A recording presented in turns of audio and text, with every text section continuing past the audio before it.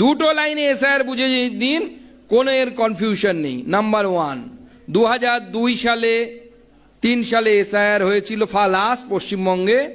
2002 এবং 3 সালে আপনার ভোটার লিস্টে নাম আছে, আপনি ওকে, আপনার নাম এবারে উঠে যাবে।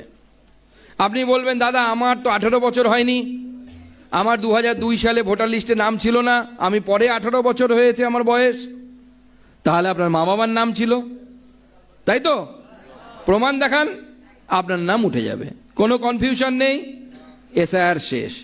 এবার আপনি বলছেন 2002 সালে আমার নাম নেই, কিন্তু এখন আমার নাম তুলতে হবে, তার মানে কি? বলছেন আপনার বাবা মার নাম নেই।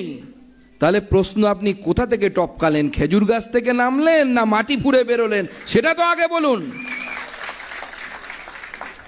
দুটো অপশন হতে পারে এর, হয় আপনি অনুপ্রবেশকারী, আর যদি আপনি হিন্দু হন আপনাকে সিএতে অ্যাপ্লাইয়ের মধ্য দিয়ে আপনাকে নাগরিকত্ব দেওয়া হবে এবং আপনি ভারতবর্ষেরও ভোটার হবেন, কেউ আটকাতে পারবে না।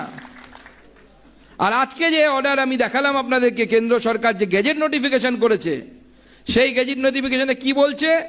যে হ্যাঁ আপনি 14 সালের মধ্যে আসতে পারেননি, 24 সালের মধ্যে এসছেন, আপনি ভারতবর্ষেই থাকবেন। তাহলে আপনার নাগরিকত্ব কি হবে?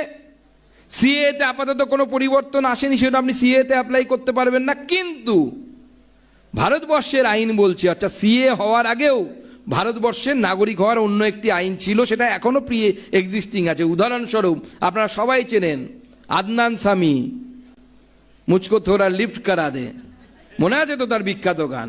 সেই আদনান সামি এখন ভারতবর্ষের নাগরিক।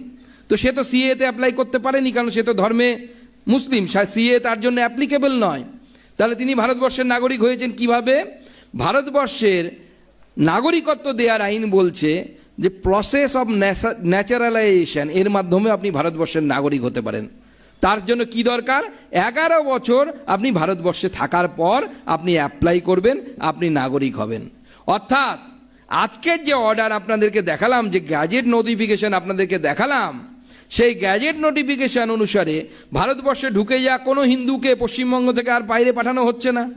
তাহলে তারা যদি থেকে যায় 11 বছর পর, তাহলে পরে তারা ভারতবর্ষের আইন অনুসারে, যে আইন আমাদের তৈরি করা না, অনেক আগে থেকেই ছিল, সেই আইন অনুসারে 11 বছর পর তারা অটোমেটিক্যালি নাগরিকত্বে তারা আবেদন করতে পারবে। এবং আমি তো মাননীয় প্রধানমন্ত্রীজিকে আগামী দিনে আবেদন জানাবো যে সিএর মধ্যে পরিবর্তন এনে যেন তাদেরকে সিএর মাধ্যমে যেন নাগরিকত্ব দেয়া হয়, সেই চেষ্টায় তাড়াতাড়ি যেন আমরা নাগরিকত্ব দিতে পারি। কিন্তু আজকে এইটুকু ফিক্সড হয়ে গেল যে 2024 সালের মধ্যে অত্যাচারিত হিন্দু, আমাদের দলিত ভাইরা, নবশূদ্র ভাইরা, আমাদের মতুয়া ভাইরা যারা ঢুকেছে, তাদের আর দরজায় গিয়ে রাত্রি 12টার সময় মমতা বন্দ্যোপাধ্যায়ের পুলিশ টোকা দিয়ে বলতে পারবে না, এই তোর ভোটার কার্ড দেখা, তার আধার কার্ড দেখা। সেই ক্ষমতা আজকে নরেন্দ্র মোদী সরকার অমিত শাহজির মাধ্যমে সেই ক্ষমতা কেড়ে নিল। আজকে যারা থাকবেন তারা গর্বের সাথে আপনারা এই রাজ্যে থাকতে পারবেন, আপনারা নাগরিকত্ব পাবেন।